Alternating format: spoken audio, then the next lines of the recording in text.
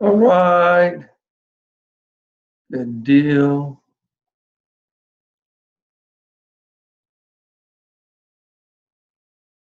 Oh, I see the Archbishop is not here yet.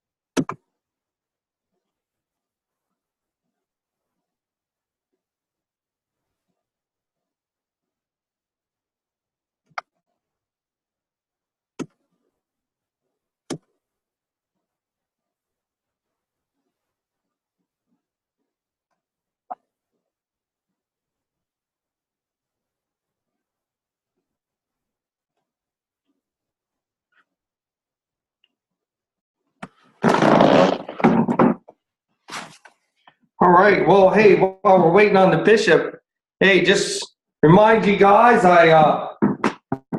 if you can see here, I'll just zoom in. Tonight's the third night of Hanukkah.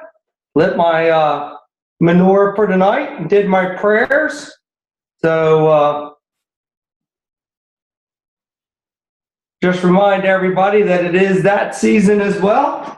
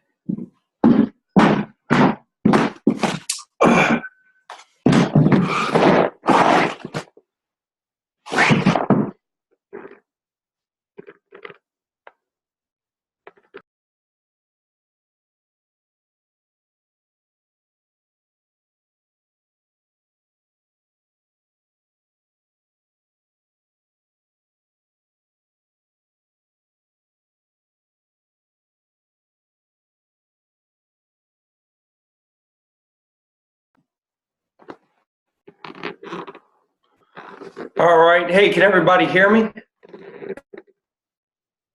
All right. Hey, while we're waiting on the Archbishop, I don't know what kept him. I mean, you know, you got Father Paul, you got and both Father Pauls, I should say, at the same time, and myself. Hey, Steve, Terry, Jack, I know all you guys. If you guys got any questions, you know, right now is a good time to chime in because you're going to get a wide variety of expertise. You know, Father Paul's a doctorate or working on his doctorate, probably one of the most knowledgeable guys I know on about any subject. So, Terry, you always have Bible questions. now's the time. You're in front of like the best guys in the world to be sitting. Oh my goodness, you put me on the spot. But I actually did cross something this morning. I was reading in 1 Samuel. I think I was in chapter 15.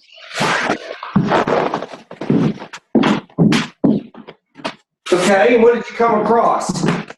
I came across where a curious verse that's always sort of intrigued me about that God allowed an evil spirit to enter into Saul. Yes. I can't remember the number. And that sort of gave me some pause because I didn't really ever think of God as allowing evil spirits to enter a human being. I know we can do things that invite them in by, interest in the occult, that sort of thing, mediumship, but I did not know that God would actually do that. And that just sort of took me aback a bit. I'm not sure I quite understand that. Well, I'm going to give one version. Father Paul Castellano will probably dive in. I'm trying to grab that. I know exactly where you're talking about. Yeah.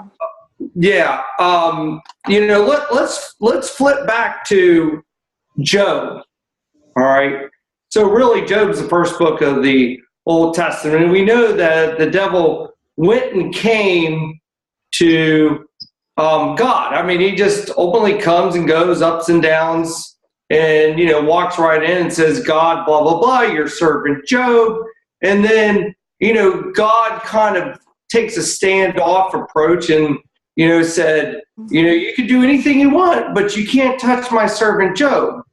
And so, the devil went about his business and destroyed Job's family, and Job kept the faith. Job stood there and said, okay, so all these other bad things were happening around Job. But Paul, not Paul, remember that Saul reluctantly, God said, hey, I'm going to make you my God. Hey, I'm going to make you the king. He didn't want to do it. He made him his anointed one. So he was watching over him. So at that time, God was basically saying, hey, I'm not going to let the evil ones come upon you. I'm going to put a hedge. He basically was telling the devil, hey, stand back. Don't touch my boy. He's my boy. I can't do that. But when he kept disobeying God and took an ignorant spirit upon himself to think he was greater than all, then God didn't just say, hey, all right, evil spirit, you go into that person. All he did at that time was say, whoa, all right, I'm not protecting him anymore. Whatever you want to do, you can basically do. So it wasn't God commanded anything to do anything to him. It was just that God stepped back and kind of took his protection off of him. But God doesn't order the evil ones to do anything. The evil ones do what they do of their own dominion and fall into evil ones. Father Paul, you want to jump in here? Because I know you definitely probably have a little different take than I do.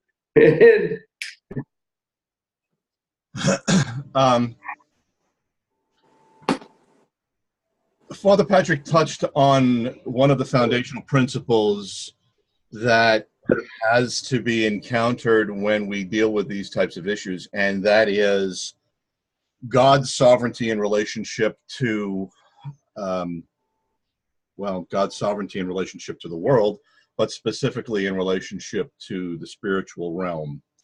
If you will notice as you read through Job, everything that occurred within the first few chapters of Job, specifically the first 3 chapters, as Satan was approaching the throne, he was querying God and attempting to cast, as a prosecuting attorney, doubt on God's fidelity. And what winds up happening is that God, as the sovereign of the universe, throws it back at Satan, and he essentially says, okay, this is my servant.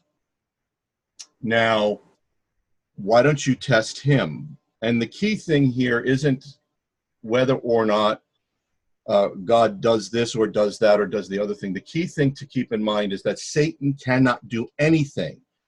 The realm of the fallen spirit cannot do anything unless sovereignly permitted by God to do that. So that's the backdrop of what's going on with Saul. The second thing we have to keep in mind is that even though Saul was the king of Israel, according to the Old Testament, specifically the promise given by Jacob, by Israel to his sons, the scepter wasn't going to be with Saul at all. Saul was from the tribe of Benjamin. And according to Genesis, the scepter will not leave the tribe of Judah. And the scepter was always indicative of the reign of a king within the ancient Near East, but specifically within Israel. So on the one hand, we have God sovereignly controlling all events to the degree that evil can only approach an individual if God permits that to occur. The second thing is the individual in which we're speaking specifically now, Saul, had this evil event occur to him, and what has to be kept in mind is that Saul, and there have been discussions about this over the years, but Saul was never a believer, not in the sense that we understand what it means to be committed to Christ. Saul was always an outlier. So you have a man who was voted the king, and by virtue of the fact that the people begged God for a king, they were rejecting God in favor of being the very thing that God did not want them to be, and that is like every other nation. So when you put those things together and you understand Saul's relationship or lack of a relationship to God, how he treated God's anointed, who was first Samuel, then David, Samuel the prophet, then David the future king.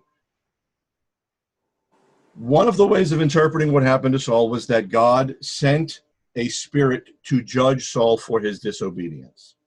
Now, God would never send a spirit of that ilk to judge a believer in that manner. But when it comes to pagans, let's face it, the manner in which pagans respond to all things is A, according to their nature, right? They're going to act according to their nature. And the nature of every pagan is what? Fallen. It's sinful.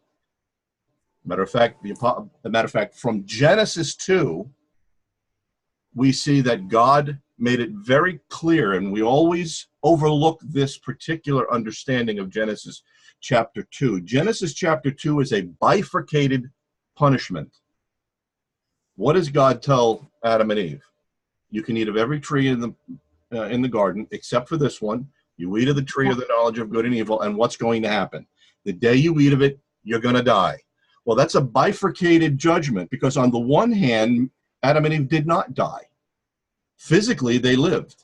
They began the process of death, but physically they did not die. So from that very command, we see initially God pours out his grace even in the command to judge. So he gives Adam and Eve the grace of survival, if you will.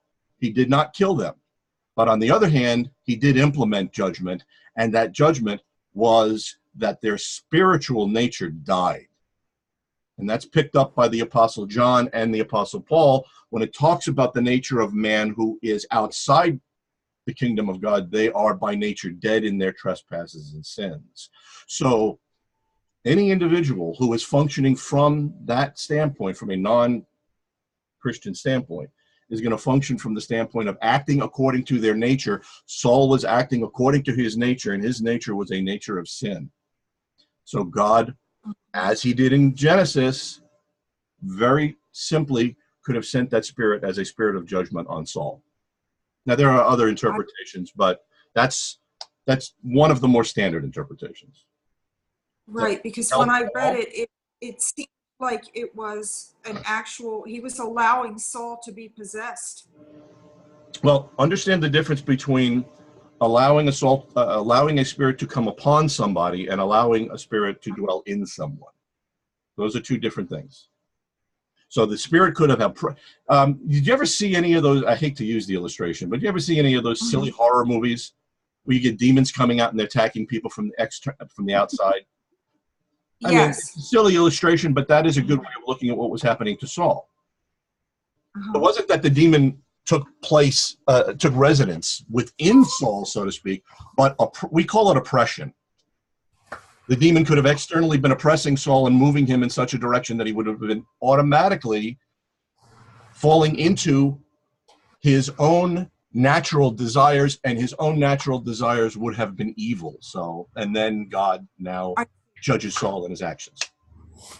And you are correct, sir, because it said that the demon would come in and out of him, and that's when David would play the harp for him, is when this was occurring. Right. Everybody automatically assumes that when we talk about what occurred with Saul, that it is an automatic demon possession, that the spirit indwelt Saul. Well, not necessarily, not if you read the text. The demon came upon him.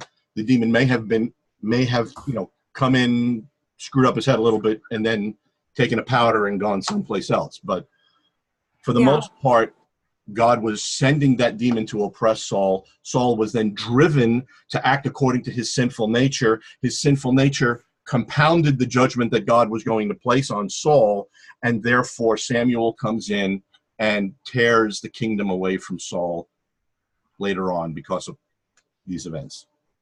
Right. Okay. Thank you. That's very good. It is very much so. That is quite an intriguing verse. Cool. Well, Father Paul, you know what? I'm still the Padawan, still working under the master, still trying to learn. So you see what I have to deal with every week, man. She drills me. There he is. All right. Well, as is the want of technology, and why I sort of have a fit and die quiet every time they say that some signaling system has gone over to fiber optic operation, is my internet connection died at 6:28, which means I have to reset everything. That takes about 20 minutes. Okay, I'm here now. All right, jump right in and go ahead. We've got to approximately 1770 last week. And 1770 really marks a sea change in the fortunes of the Church of England. The Whig ascendancy of the early 18th century comes to an end, and there's a much more positive relationship between the government and the Church under George III.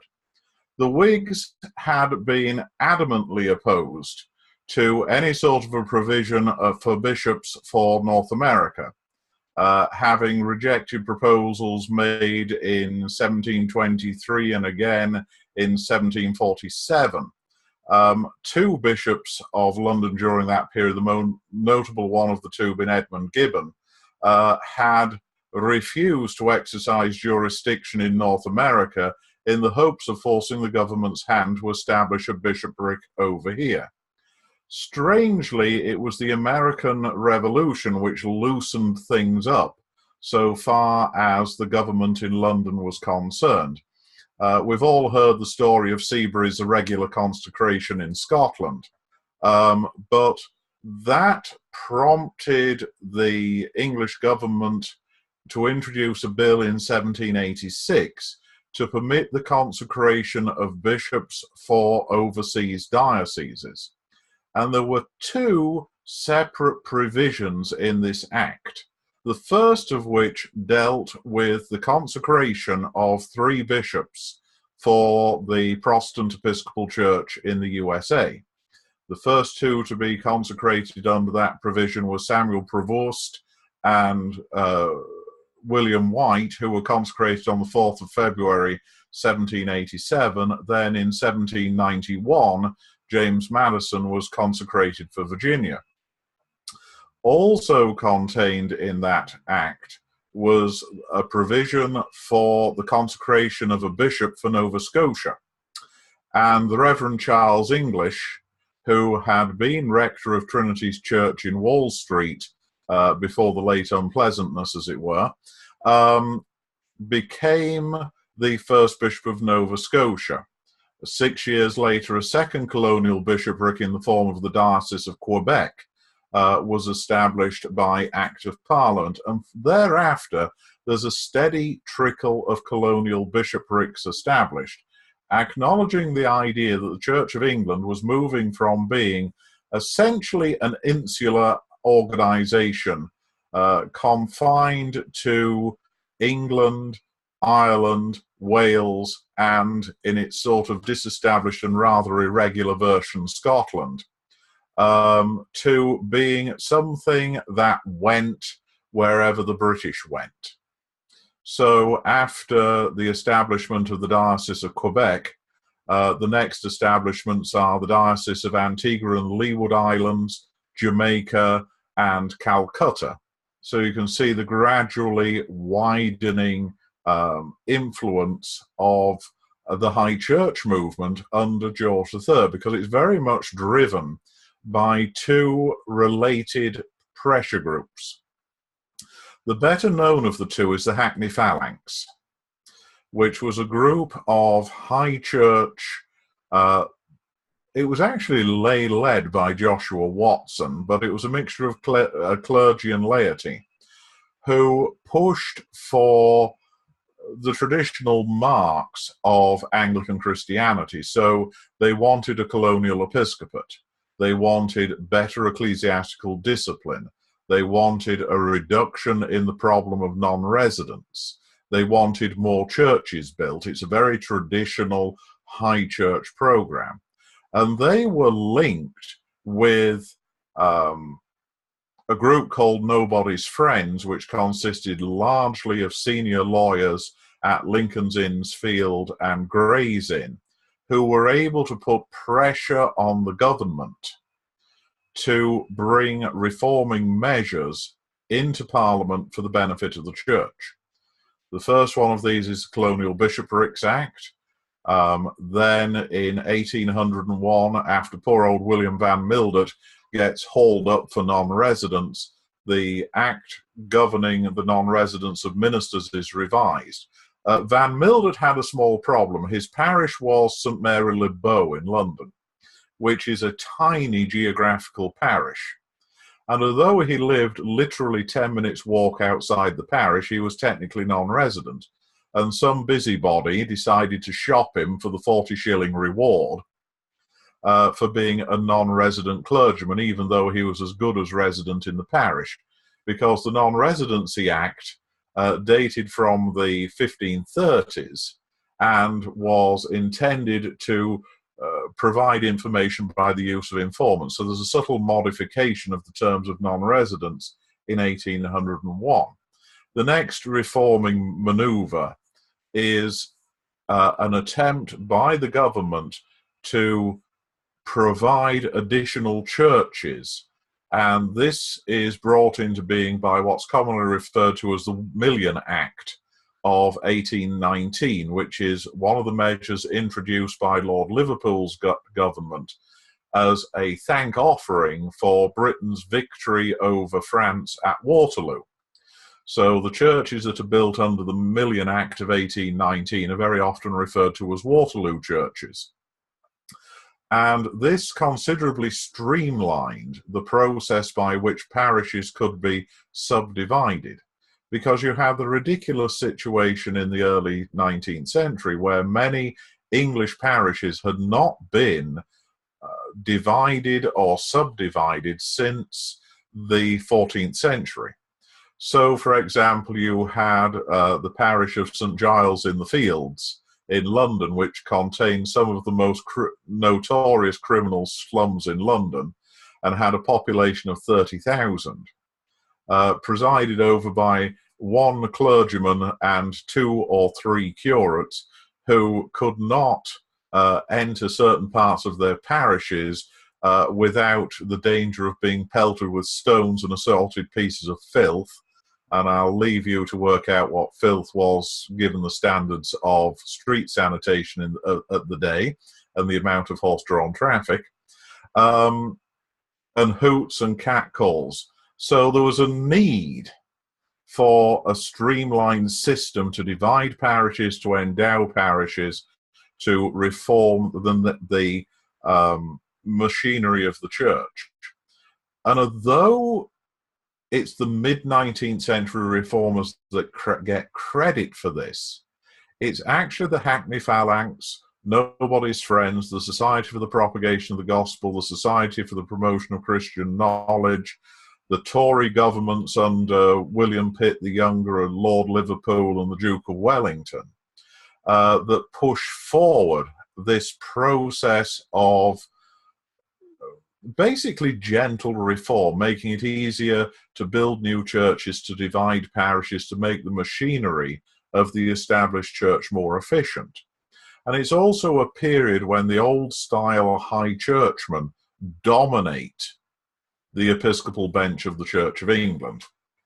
It starts with the replacement of a typical Whig low church appointment, Frederick Cornwallis, as Archbishop of Canterbury in 1783 by John Moore.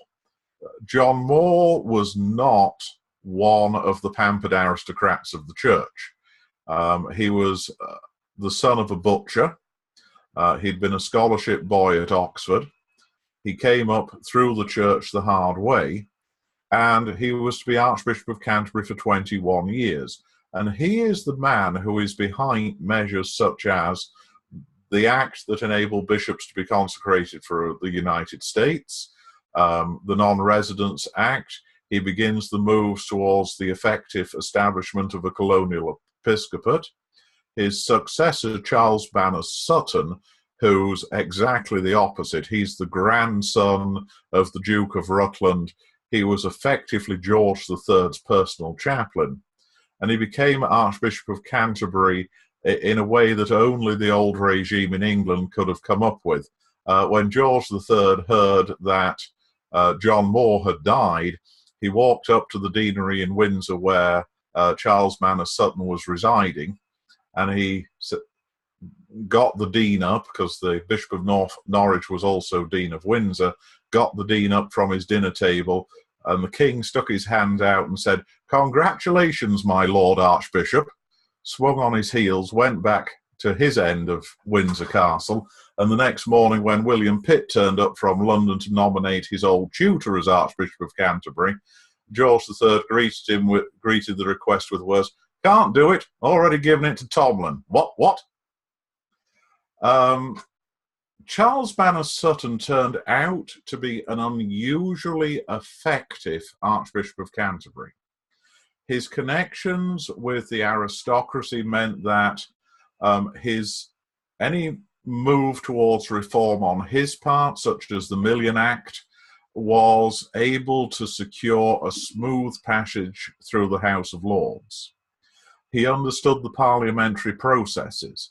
He was able to work hand in glove with successive Tory administrations to alleviate many of the contemporary problems of the established church. Of course, being part of the old regime, he never gets the credit he deserves, because most of the history books that were written in the 19th and the early 20th centuries were written by either evangelicals or Tractarians. And the people that they really despised were the old high churchmen, because the old high churchmen were men who worked with and through the system. If they achieved any sort of revolution at all, they did it by the traditional means of applying pressure to the right people in Parliament, using their influence, forming broadly based committees. All very boring, all very unspectacular, all very establishment. But a large measure of reform was achieved by people like Charles Manners Sutton. For example, one small change is that most of the bishops who were appointed from 1785 onwards were either scholars of high caliber or preachers of high caliber. A typical CV for a Lord Liverpool bishop is demonstrated by the Reverend William Van Mildert, who was successfully Bishop of Llandaff and then Prince Bishop of Durham. And he was born to a moderately prosperous Dutch family that had settled in London. They were gin distillers, no surprises there, given that they were A, Dutch, and B, living in London.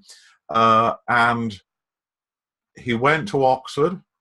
He did moderately well in the old unreformed university. He was ordained, and he began to develop a reputation for scholarship whilst he was a curate in a series of small parishes in the southeast of England. He was eventually preferred to the living of St Mary le Bow in London. From there, he became preacher to Lincoln's Inn Fields.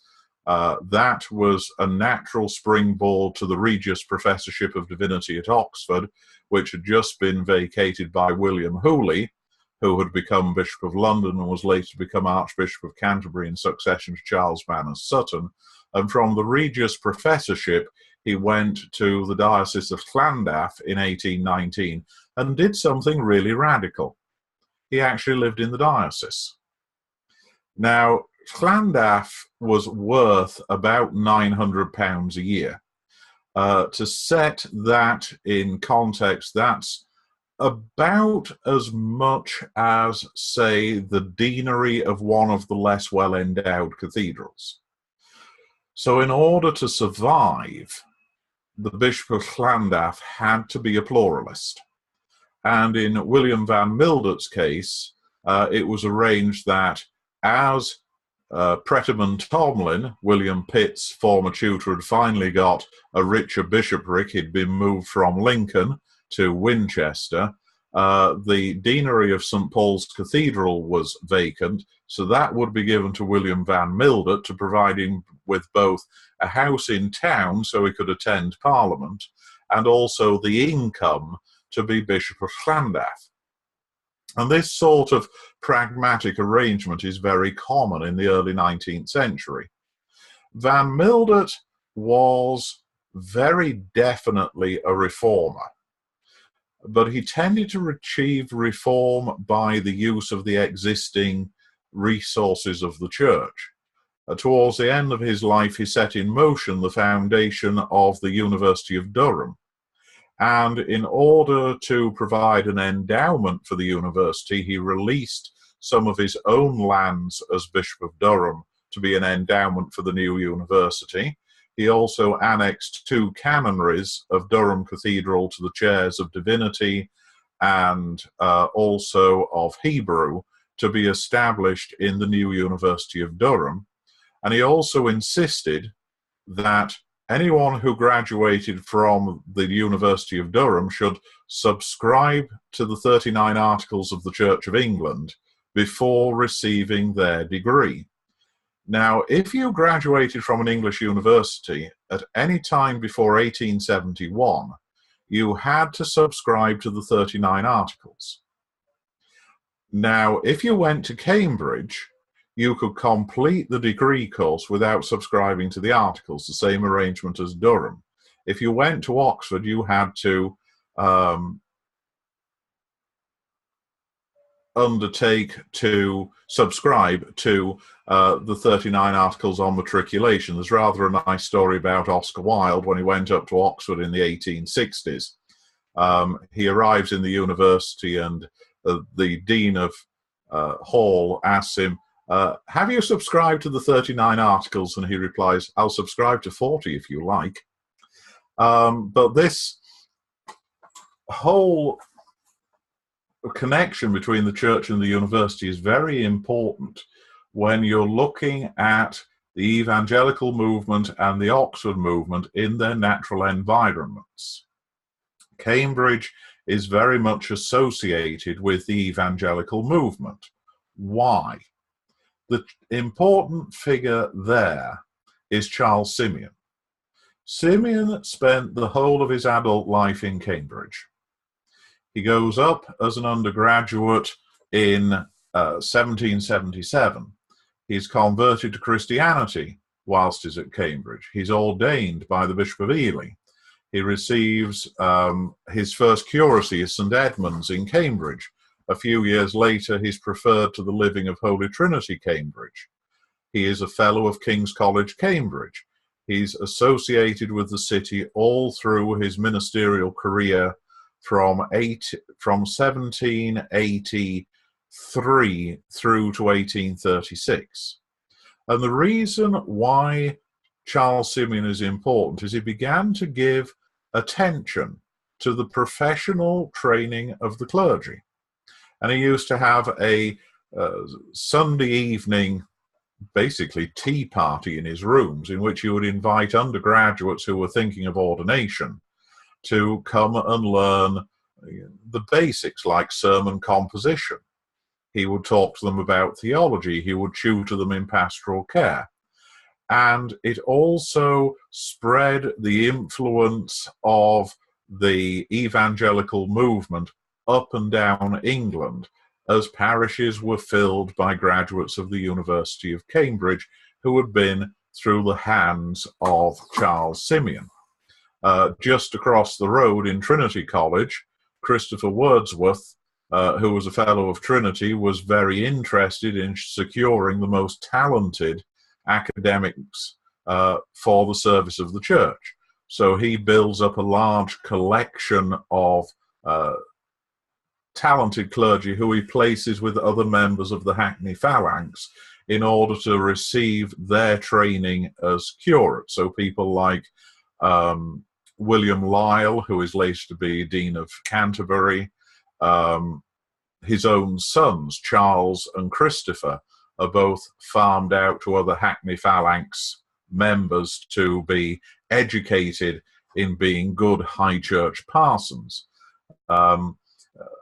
Christopher Wordsworth the elder is quite notorious for having hung on until Sir Robert Peel was Prime Minister in the mid-1840s before resigning as Master of Trinity to ensure that another high church Tory would be the next Master of the College, to ensure that the values, the high church and Tory values of the college, would be carried forward into the next generation. Oxford, on the other hand, goes a more academic route. You have a series of fairly efficient professors of divinity, particularly the Regius Chair.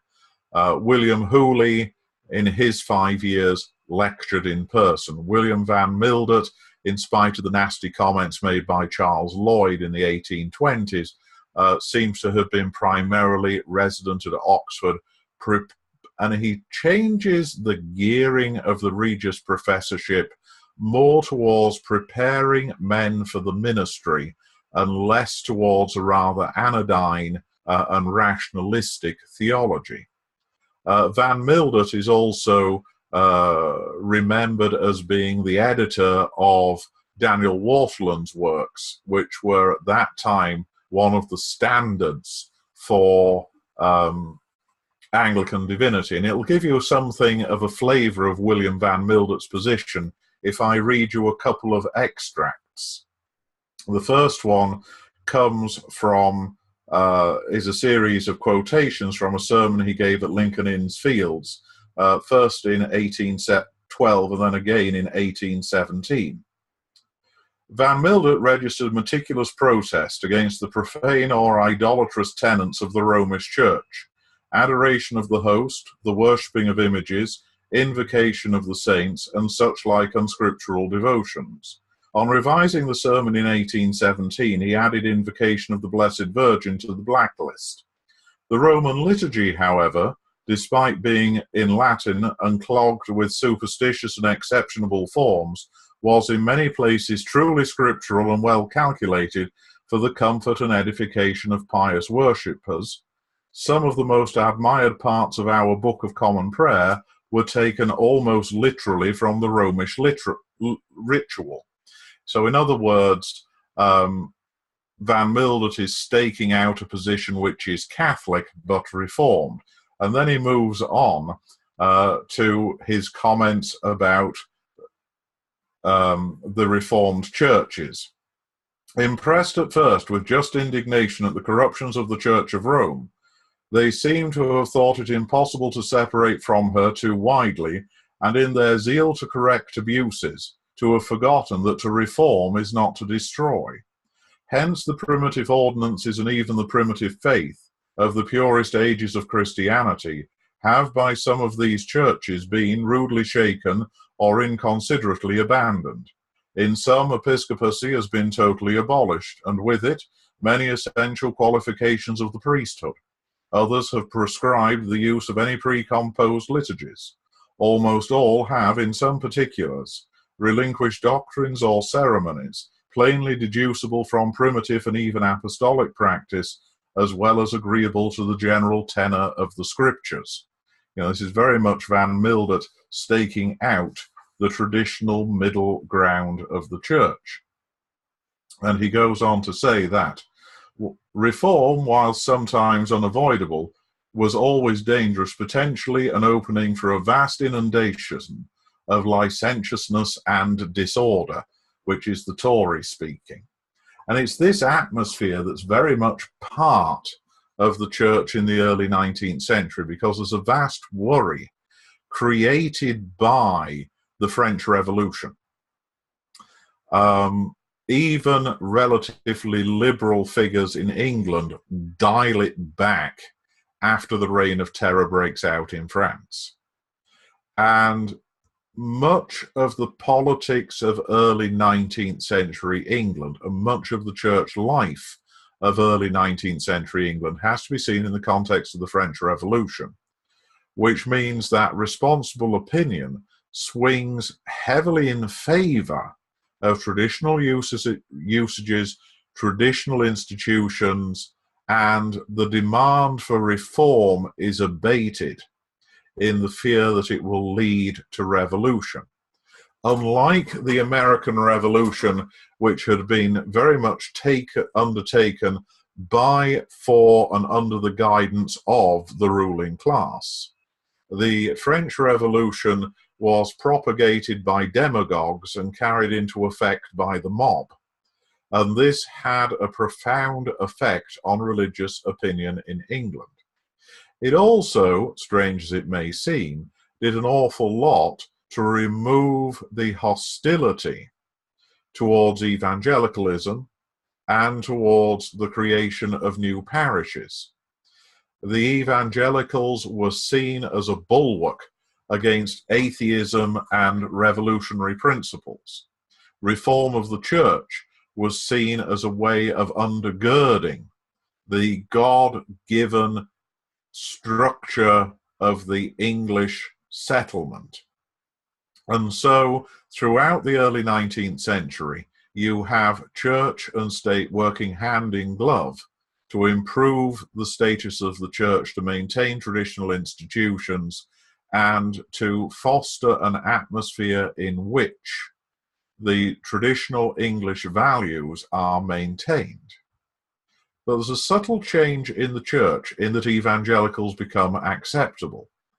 George Ryder becomes Dean of Gloucester, and then he becomes Bishop of Gloucester and eventually Bishop of Lichfield, the first evangelical to be a bishop in the Church of England. He is followed a few years later by the two Byrd brothers, the two Sumner brothers, John Byrd and Charles Richard, who are connections of William Wilberforce's. They become bishops respectively of Llandaff in succession to William Van Mildert, and then John Byrd goes to Chester in 1828. The Byrd-Sumner-Wilberforce connection represents the old evangelicalism, which isn't really low church. It loves the Book of Common Prayer. It loves the Bible. It loves the 39 Articles. It loves liturgical worship, but it also loves personal religion. It's a protest against the formalism of a lot of mid-Georgian religious life. And people like the Byrds would maintain, the Sumners would maintain doctrines such as the apostolic succession or baptismal regeneration within the framework of a broader evangelical theology. And of course, being evangelicals, they were reformers. C.R. Sumner, when he goes to Llandaff, follows William Van Mildert in residing in the diocese. But he's also the first bishop to do something serious about effectively ministering to the growing industrial population of the Welsh valleys above Cardiff. Scarcely a year later, he is transferred to the Diocese of Winchester, where he presides for some 40 years, gradually introducing reforms, dividing parishes, organising rural deaneries, providing a proper structure to support the clergy. John Byrd Sumner goes to Chester, where his first act is to establish the Chester Church Building Society, because he's looking at the teeming thousands of Birkenhead and Liverpool with inadequate church provision and sees a need to build churches. In his 20 years as Bishop of Chester, he consecrated something like 120 churches. And this pattern of activity is maintained not just by evangelical bishops. High church bishops like John Kay of Lincoln or Charles Blumfield of London are also church builders, organisers, reformers. The church is moving gradually into the 19th century and becoming effectively organised to meet the challenges of an industrialised society. And a lot of this involves voluntary effort through societies, such as, of course, the old ones, the Society for the Propagation of the Gospel and SPCK, are supplemented by the Church Missionary Society, founded in 1799, which works to carry Christianity throughout the British colonies. That's followed a few years later by the British and Foreign Bible Society. And the contrast between evangelicals and high churchmen in this period is, to use a somewhat whimsical phrase of David Holmes, the American church historian, the evangelicals are basically Catholic evangelicals. The emphasis is on the evangelical side of Christianity, whereas the high churchmen are evangelical Catholics. They differ not in doctrine, but in emphasis. The high churchman emphasizes liturgy, the church hierarchy, the need for a commitment to the ordinances of the church. The evangelical emphasizes personal religion, preaching, the necessity of conversion, but neither rejects the key principles of the other. So you have a harmonious effort, harmonious for the most part, between high churchmen and evangelicals to promote real religion in England. And alongside this is a program of social reform. Pious evangelicals like the Earl of Shaftesbury were not content to merely convey an impression of Christianity as being pie in the sky when you die. They wanted to do practical things to alleviate the conditions that existed for the working poor. So you have the great campaign against such things as boys being used as chimney sweeps. Now, the Irish used to stuff a goose down the chimney, Apparently in London they used to stuff a small boy up the chimney in order to carry the brushes. And the risks of asphyxiation, the lung problems caused by soot, meant that many of these boys didn't make it to be 20. And it was seen as one of the crying scandals of early 19th century London. Another great evangelical campaign was against men and women being forced to work too many hours in the new factories. So you get a series of reforming acts which limit the working hours that can be imposed by factory owners. You have a series of acts outlawing things like bear baiting on the grounds that, to reduce the amount of cruelty to animals. William Wilberforce was one of the early patrons of the Society for the Prevention of Cruelty to Animals. And it's probably typical of the English that we had a Society for the Prevention of Cruelty to Animals before we had a Society for the Prevention of Cruelty to Children. I'll let you think about that one for a minute. And as a result of this, the evangelicals are very much associated with social reform in the early 19th century. Another thing that's very characteristic of 19th century England is the English Sunday. The blue laws that prohibit Sunday trading were intended not as a killjoy measure, but to ensure that shop girls and office boys and caretakers had some sort of time off to call their own. And there's an obsession in the early 19th century amongst evangelicals with improving the lot of the working poor. Now, some of the legislation is a bit retrograde. The workhouse, on reflection, did not turn out to be a particularly good idea.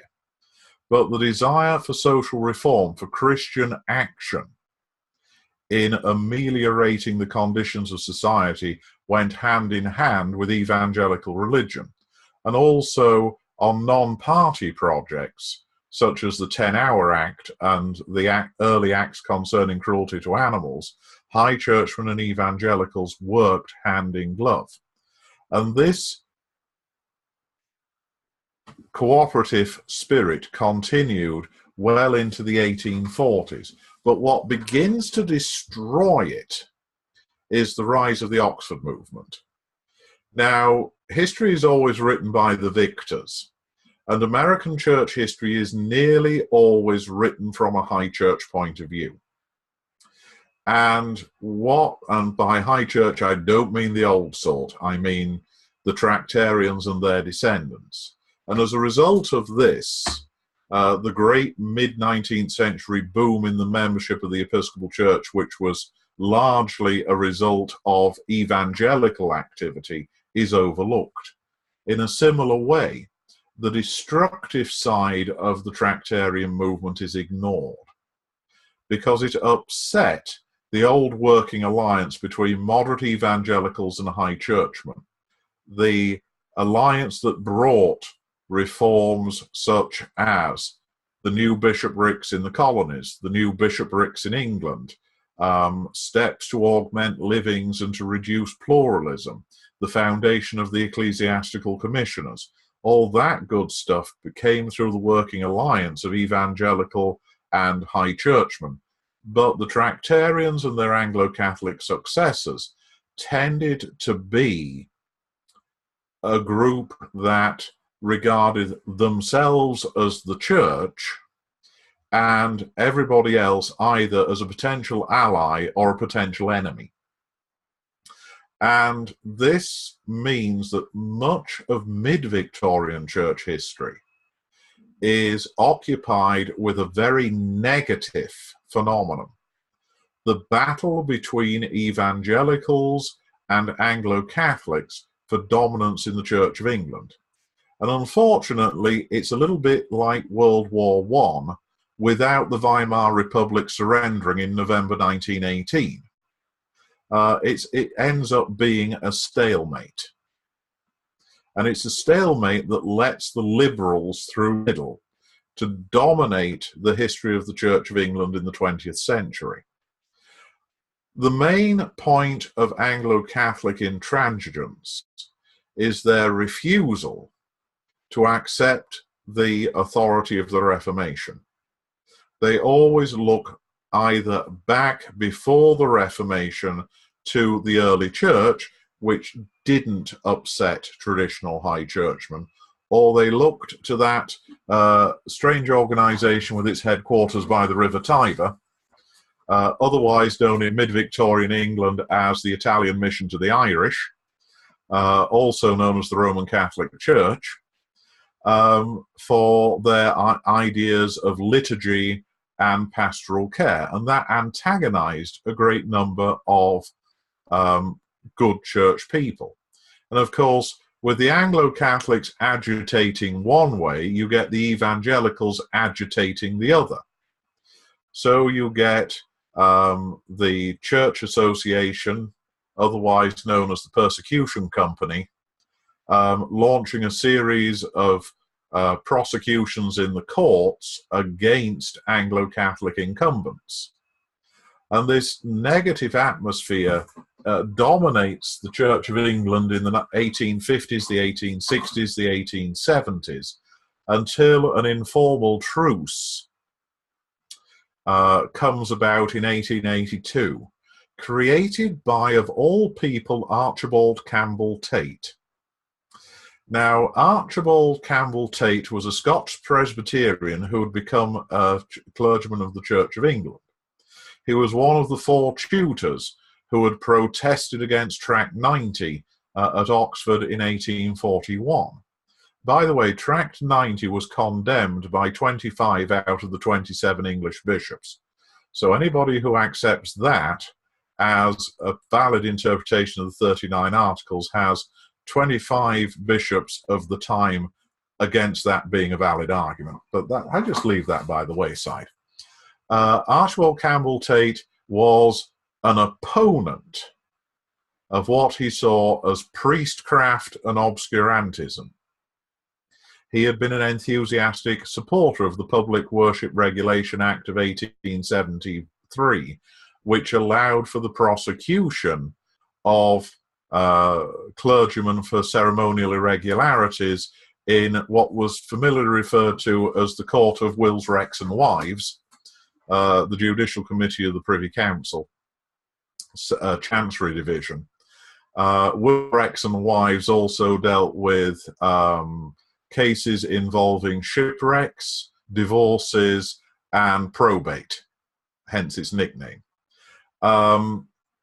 And this became particularly notorious because of the persecution of a clergyman called Arthur McConaughey. McConaughey was of Scots descent, and he was the first vicar of St Albans Holborn. Much of what he did at St Albans Holborn was completely uncontroversial in modern terms. He put 2 candlesticks and a cross on the communion table. He wore a chasuble. He had communion every week. Somebody described the music in his church as being a mix of Wesleyan jigs and Gregorian groans. Anything he could do to reach the 10,000 slum dwellers packed tightly around his church in the East End of London, he did. He adopted watch night services from the Methodist Church. He was more interested in the cure of souls than in the rule book. And he was prosecuted time and again by the Church Association. And eventually, he was sentenced to be deprived of St Albans Holborn, which would have meant effectively unemployment for him. But Archibald Tate, who was generally speaking an opponent of all things Anglo-Catholic, quietly arranged for him to exchange his living with the vicar of St George's in the East, who was under a similar prosecution. So the dear old Persecution Company had to go back to square one and prosecute the both of them all over again several times over to secure the same result. But thankfully, the Persecution Company took the hint and backed off considerably at pursuing ritualist incumbents for ceremonial irregularities after Archbishop Tate arranged the exchange between these two clergymen. Poor old McConaughey died in a snowstorm in Scotland shortly after he'd become rector of St George's in the East. It seems that the stress of being persistently prosecuted by the Church Association had led to the onset of some form of arterial sclerosis or something. He lost his way in a snowstorm and he was found, lying by the side of the path, attended by his two dogs, some 3 days after he went missing on a visit to Bishop Chinnery Haldane of the Diocese of Argyll and the Isles. Stanton, who swapped livings with him, continued as vicar of St Albans, Holborn until 1913. Tate died a few days after signing the paperwork that made this all possible. Towards the end of the 19th century, you have a situation where the old animosities between evangelical and Anglo-Catholic had very largely come down to an acceptable level. Both parties zealously pursued their own interests and cracked a few jokes about the other one.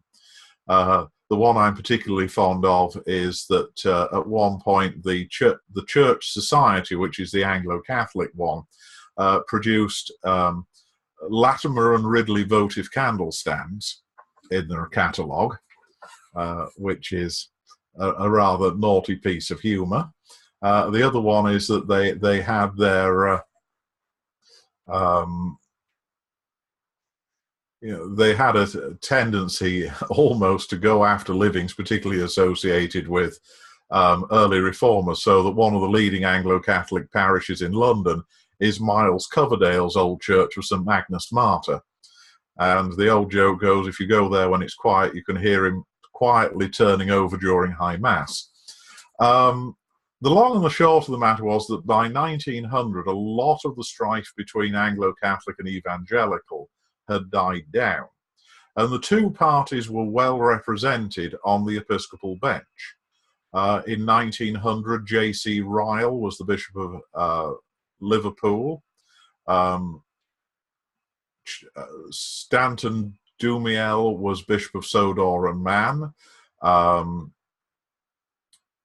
There was an evangelical bishop of Hereford and also of Norwich. Anglo-Catholics were represented by people like Edward King, the Bishop of Lincoln. So a lot of the bishops were basically non-party men like Frederick Temple, the Archbishop of Canterbury, and Mandell Crichton, the Bishop of London. You have some rising stars in the background who are quite aggressively liberal, including my old favourite Hensley Henson, who is one of the great ecclesiastical gadflies of the early 20th century, a man who never saw a popular movement he didn't feel called upon to oppose. The church is much healthier in 1900 because it does have these distinct parties, but the old destructive strife is past. And you see positive developments in the early 20th century. Moves are made to revise the 350-year-old prayer book of the Church of England to be a little bit more user-friendly.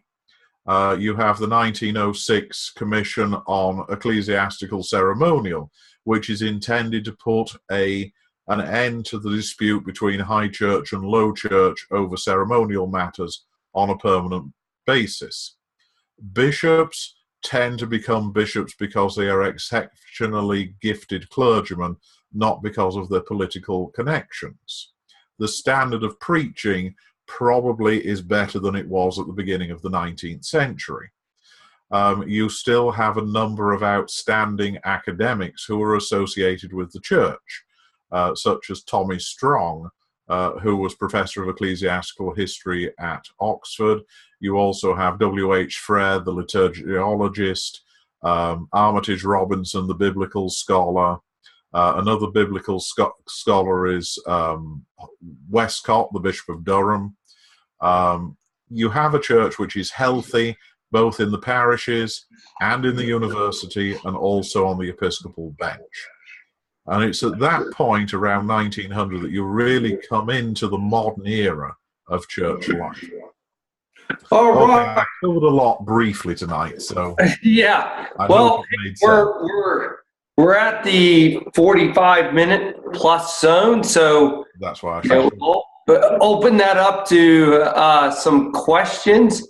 I mean, I have like 1,000 because you're in my zone finally, except for the early zone, which I talked about in the first lesson, but I'll let other people speak first.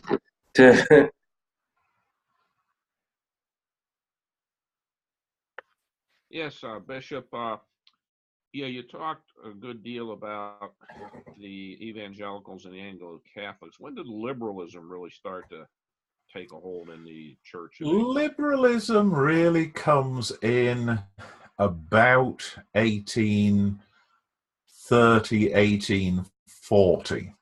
We tend to miss the beginnings of liberalism in the Church of England because the evangelicals and the Tractarians are shouting so loud. The first English bishop to write on higher criticism of the Old Testament is Bishop, he was the guy with 100 questions to catch a Calvinist, Herbert Marsh of Peterborough in 1808. Pusey goes to Berlin in 1827 and listens to early lectures on the synoptic problem, although the synoptic problem had also been addressed by Herbert Marsh 20 years earlier. And Pusey comes back from Germany convinced of the destructiveness of higher criticism of the Bible. By the 1840s, higher criticism is being read by the English clergy. It hasn't really got a hold in the universities yet. That doesn't come until the 1860s. And a lot of early Victorian liberals are kind of lowest common denominator Protestants, like Arthur Penrhyn Stanley, who was Dean of Westminster, who was perfectly comfortable with the idea of inviting an Anglo-Catholic priest to preach at the nave service one Sunday and a Unitarian minister to give a lecture in the nave the following Saturday. It's sort of lowest common denominator Christianity, and that's where ecclesiastical liberalism comes from in the Church of England. They tended to exploit Anglo-Catholicism as a way of loosening the doctrinal standards of the Church of England, because they saw the conscience cases of people like Arthur Tooth and Father Ridsdale as an opportunity to make things like subscription to the 39 Articles less onerous. And it's this lowest common denominator approach that really gives birth to English ecclesiastical liberalism. Arthur Penrhyn Stanley is a strong supporter of it.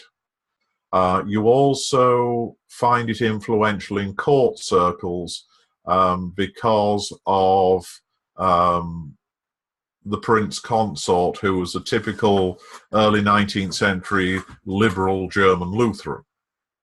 And you have this sort of ecclesiastical rationalism is very much supported by those who are looking for a third way between evangelical and high church stroke Anglo-Catholic. Your Grace? So, From a historian's perspective, dovetailing on what Father Paul was just saying, how much of an influence do you see the deism of Matthew Tyndall and Tillotson on liberalism? Tillotson wasn't really a deist. Really? Yeah, Tillotson is more of a, he's part of the similar values to the Great Chew Circle. He's a Christian, but he's inclined to downplay the miraculous. Now, deism gets a good hammering from Daniel Waterland. It gets hammered again by Joseph Butler. I think what you see in Victorian liberalism isn't the deism of the 18th century. It's the rationalism of the Romantic era. This is paradoxical. It's the rationalism of the Romantic era in Germany. So you've got Schleiermacher in the background, all that sort of German scholarship of the early 19th century that gradually abandons concepts such as the plenary inspiration of Scripture in favor of picking and choosing the bits you like.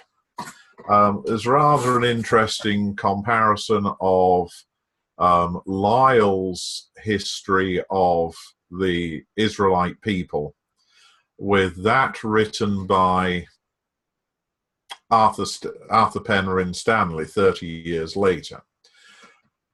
Lyell dwells heavily on Old Testament prophecy and how it is fulfilled in the New Testament. Arthur Penryn Stanley, on the other hand, it's basically a travelogue in his, account of his tour of the Holy Land. And that's really, the difference between the old high churchman, soaked in Scripture, soaked in traditional ideas about prophecy and typology, the essential continuity between the Old Testament and the New, and the liberals of the later 19th century who see the Bible as an inspired book, but a book just the same, and therefore open to all the usual methods of literary criticism. Now, I got a question for you. So from being the odd duck in the group of being an evangelical Catholic, and we won't even get into the Tractarian movement and where all that fits in, but, we see kind of in America, we see like 1892 Book of Common Prayer, which for me is like the great book for us as like coming out of the Virginia movement, the evangelical movement. And then if you kind of take what the Tractarians are saying, you grab it. You're like, okay, this is the book. Mm-hmm. But then we see the transition to the 28, which, we really see in the late 1800s, this whole movement in the church of stained glass windows. We're bringing back, the vestments. We're moving into that direction to where we see the whole change in 28. I mean, we're literally looking within a span of the end of the 19th century to the beginning of the 20th century within like a small, in terms of church history, 30 years is literally a small time frame. Did that same progression, because we have the Anglican Missal being produced and coming out at the same time right after I know this is next week, but we're actually seeing that last half. We're seeing that change from the evangelicals losing kind of that whole power structure in America and the Anglo-Catholics taking over. Do we see the same influxation in England at the same time? No. Because the English bench of bishops has some prominent and very active evangelicals on it. J.C. Ryle is succeeded by Francis Shavas. Francis Shavas is a strong evangelical. When he retires, he's succeeded by A.A. David, who's another evangelical. You've got Edmund Arbuthnot Knox at Manchester, another strong evangelical. You have, in the 1960s, you have Christopher, 40s, 50s, and 60s, you have Christopher Chavas as Bishop of Rochester. You have Hensley Henson, who was no evangelical but a very determined Protestant, as Bishop of Durham. So you don't have the same drift in England. The American church is very much more prone to the influences of movements than the Church of England, because you have a situation here where whoever captures the, I want to say the episcopate, but it's not quite that simple. It also involves the seminaries. What you have in America is a progression. You start in 1787 with the Latitudinarian Church. At the end of the 19th century, as part of that general reaction against the French Revolution, which is as much part of American culture as it is British, though in a very different way, you get the rise of evangelicalism in Philadelphia and a resurgence of the old high churchmanship in New York. The Tractarian movement comes into North America through New York. The evangelicals, their home base is Virginia Seminary. You know, it's up on the hill at Alexandria. And then at the end of the 19th century, as German biblical scholarship comes crashing into America like a battleship into a duck pond, you have really the death of the old evangelicalism, because the old evangelicalism shared its theology with, you know, the Presbyterians who came out of Princeton. So, for instance, Hodges. And as a result of biblical criticism, you get the move towards what we think of today as mainline Protestantism, which is basically liberal. It has a liberal attitude to Scripture. It has a liberal attitude to social institutions. It has a liberal attitude to the institution of the church. And a lot of old people who would have been leaders in the evangelical movement, like Phillips Brooks, become liberals. And that's where evangelicalism has its problem in America. It loses a generation of leadership as biblical criticism becomes well known in America in the decade or so after the war between the states. Also, high church bishops like Henry Potter of New York, Whitehouse of Chicago, use the church disciplinary machinery to bear down on evangelicals in their diocese. And you get an atmosphere in the late 1870s where evangelicals don't feel safe in the Episcopal Church. And some of them go off and found the REC. Others drift into Presbyterianism or Methodism, because they no longer feel at home in the Episcopal Church.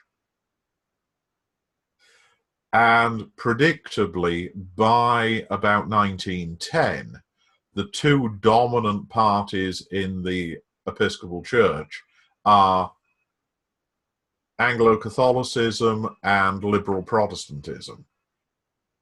And this is to remain the case through the rest of the 20th century. But one thing I don't want you to get hung up on is an idea that the church in America somehow became ritualist early in the 20th century. It didn't.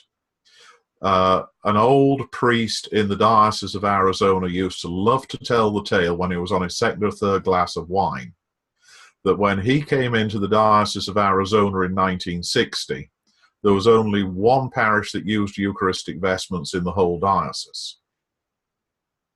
So, you know, this move towards Catholic externals is something that arises post-World War II through the educational material that's put out by 815, Episcopal Church Headquarters, which is written by a group that's mainly dominated by liberal Catholics. Although it's rather amusing, one volume's written by Pike before he went totally crazy. And I think it's the one on the doctrinal basis of the church.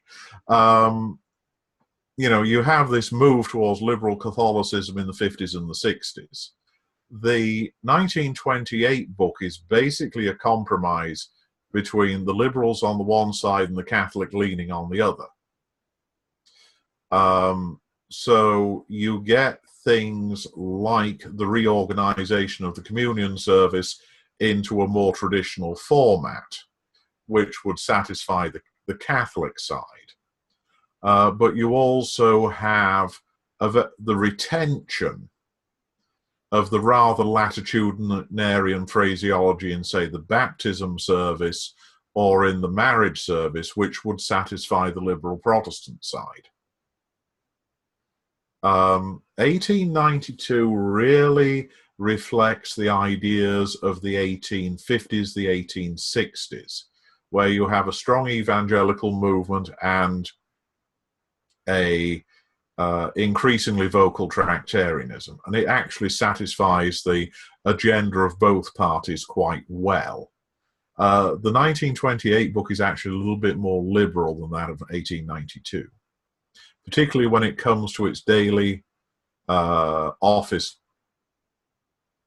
lectionary, where you see things like the second half of chapter 1 of Romans go missing, because, you know, they no longer want to have these heavy discussions about morality. Sorry, that went all over the place. Yeah, I don't even want to get started on the 28, because I'm a 92 guy. So, hey, anybody got any more questions? Because we are now over our 15-minute question and answer session. I don't want to keep, I know we're running late because of the Archbishop problem. Anybody got another question for him? Don't be shy. No, I'd like to follow up with the discussion you were just having here. Is that right now, by our canons and constitutions for the UECNA, we're supposed to go with the 1928 Book of Common Prayer. And, you know, long term, because I know you have to work with the people of each church and such. You know, Archbishop, kind of what direction would you like to go long term? What would you like to see strengthened? What do you think should be reduced? Would you see as a better thing to go back to the 1892, or would it be better to come up with a completely new prayer book, which is a historic Christianity? I absolutely loathe the idea of a completely new prayer book. That kind of absolutely scares the bejeepers out of me. What I tend to favor is a retention of the 1928, but moving towards standing permission for the use of older liturgies. And the one thing you have to be very clear about when we say the 1928 prayer book is you're not tied to that 1943 lectionary.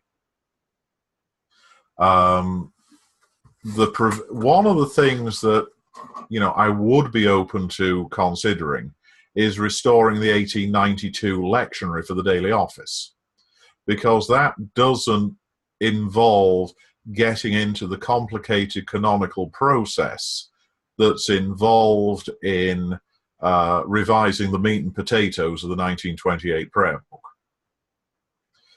The prefatory material, such as the daily office lectionary, are covered under a different section of the canons to the actual basic text of the prayer book. And I think I've probably just opened a can of worms by saying that, but but the 1892 lectionary is a better lectionary than that of 1943, and probably better than that of 1928, all things considered.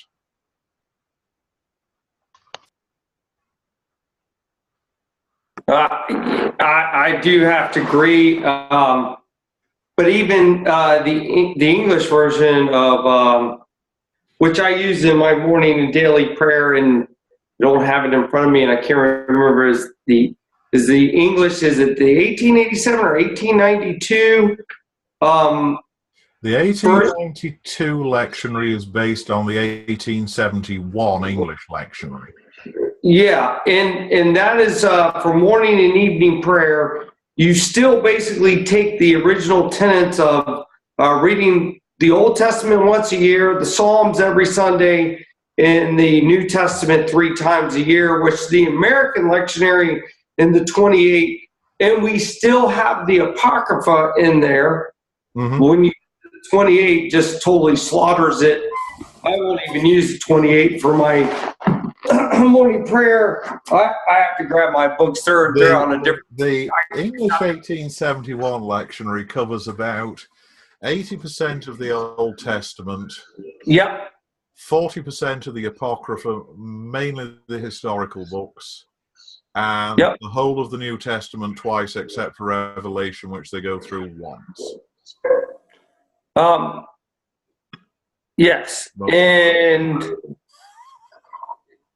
yeah, I'm trying to scan through here. I have it somewhere, but that's the one I got printed out. But yeah, that's a whole different discussion that we could spend hours. Yeah, cruising down. Yeah, there's a funny story about the 1871 lectionary in England. It was given to Samuel Wilberforce, the Bishop of Oxford, to revise, who was William Wilberforce's son. He was too busy, so he handed it off to Richard Genevieve Trench, the Archbishop of Dublin, who handed it off to the rector of Balbriggan, who handed it off to his curate. So the lectionary that we have in the 1871 lectionary that we use with the 1662 prayer book today was written by the curate of Balbriggan in County Dublin. Yes, it's the 1871 lectionary. Is what I do. It's a chapter of the Old Testament, a chapter of the New Testament, whatever it says. Yeah, I use that every day. So I switched back. I think that's like phenomenal, encapsulating everything you really need to get. The 28 just doesn't grab it, but the 28 is basic. Well, the 28 prayer book lectionary that we use now isn't 1928. No, the one that's printed now is 1943, and the 1943 lectionary, listen to my words carefully, incorporates the latest results of biblical scholarship. Go away and think about that phrase for a moment, and you'll realize it's not a compliment. I got you. All right. Well, hey, we're almost running on 8 o'clock tonight. Anybody got any further questions for His Grace? All right. Good deal. So, and if you've got a minute between now and Sunday, just say a quick prayer for St. Paul's, Lexington. I'm off down there on Sunday. And they're doing the old thing of throwing the bishop to the lions before making a decision as to whether or not to join us. Well, absolutely, they're going to join us. I hope so. I think they will. I mean, I think there's a lot of other callings going on around here, so I believe they will. Mm-hmm. Archbishop, you've done a great job, especially since coming back, kind of bringing back our diocese and helping us grow, and even the UECNA. So, hey, but will you lead us in prayer and hopefully helpful reflection into all of what we need to do this week? Mm-hmm. Let us pray.